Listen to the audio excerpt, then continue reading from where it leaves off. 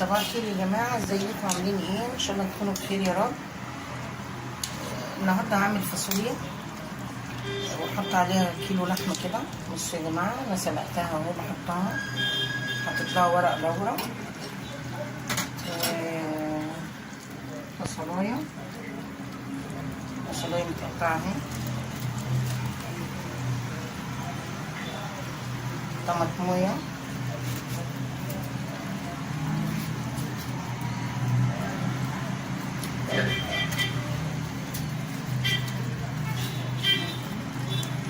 وطبعا حطيت لها فلفل حصى، بس النهارده بصراحه ما عنديش جزر، انا بحب احط لها جزر، ما عنديش جزر حطيت بس.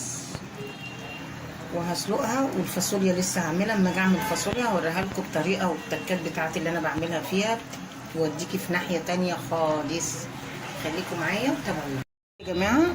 نص كيلو فاصوليا نضفتها حلو ونقيتها من اي حاجه، ونقعتها من بالليل في ميه سخنه بعد ما غسلتها حلو قوي. ودلوقتي بقى ايه، انا حبيت اوريها لكم. هسلقها، وبعد ما اسلقها بقى ايه، خليكم معايا برضو في المتابعه. اوريكم بقى ايه تعملوا فاصوليا بتكه حلوه كده، انا بعملها بيها، بتديها طعم وبتوديها في ناحيه تانية خالص. وشكرا على التعليقات بتاعتكم، شكرا على تعليقاتكم على عاشوره، وقولوا لي تتابعوني منين عشان اقدر برضو اتواصل معاكم.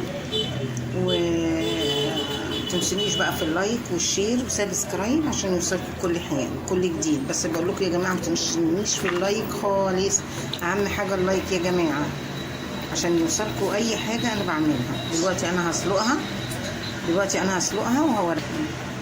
متنسوش تفعلوا بقى الجرس يا جماعه، متنسوش تفعلوه. يلا يا اللي قاعده بتتفرجي وما بتفعليش، ما تتفرجيش كده، اتفرجي واعملي عشان يوصلك كل حاجه انا بعملها.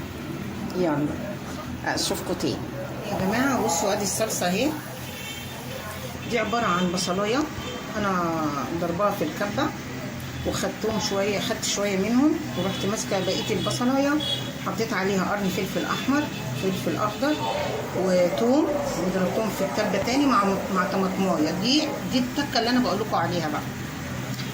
مسكت البصلايه طبعا، حمرتها في السمنه وشويه زيت صغيرين،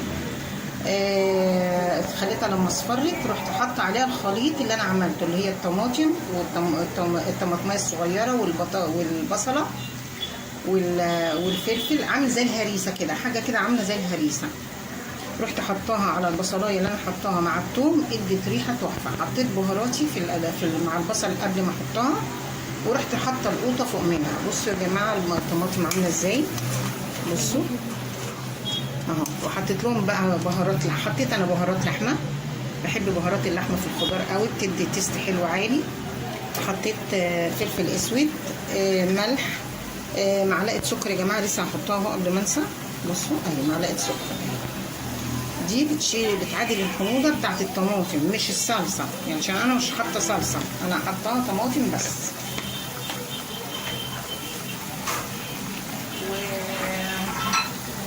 طبعا ادي الفاصوليا اهي، سلقتها نص سلقه وسلقتها كويس، ودلوقتي ايه هحطها.